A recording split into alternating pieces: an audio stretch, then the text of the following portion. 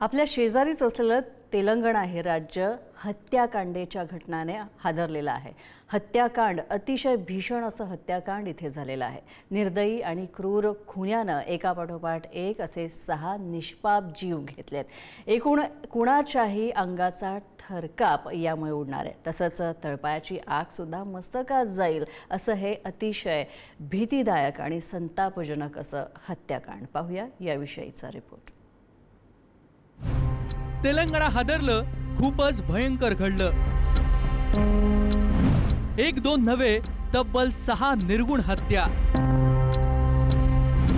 पोक्सोच्या आरोपीनं का घडवलं हत्याकांड?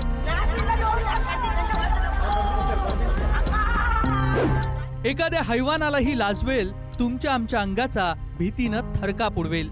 संतापानं तळपायाची आग मस्तकात जाईल इतकी हादरवून सोडणारी घटना तेलंगणाच्या रंगारेड्डी जिल्ह्यात घडली।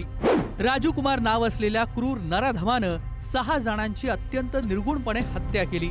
धक्कादायक बाब म्हणजे जिला आयुष्यभराची साथ देण्याचं वचन दिलं होतं, तिच्यासह जन्माला घातलेल्या 2 निष्पाप बाळांचाही त्यानं गळा चिरला।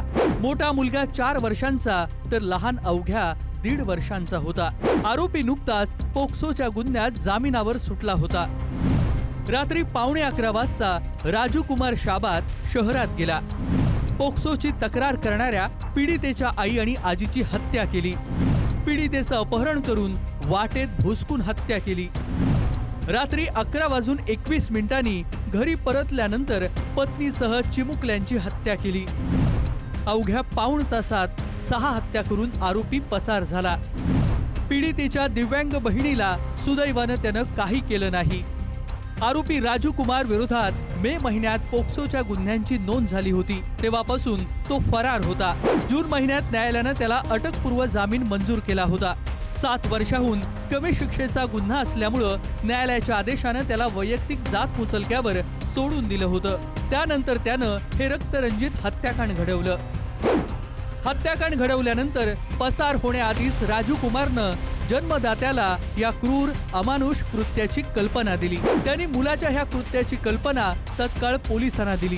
पोलिसांनी तत्काळ त्याच्या मुसक्या आवळण्यासाठी पथकं रवाना केली आहेत। राजू कुमार इतका क्रूर का झाला?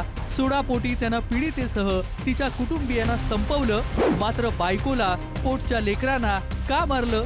हे प्रश्न अनेकांना पडले आहेत। त्याची उत्तरं राजू कुमारच्या हाती बेड्या पडल्यावरच मिळणार आहेत। रशीद इनामदार, पुढारी न्यूज।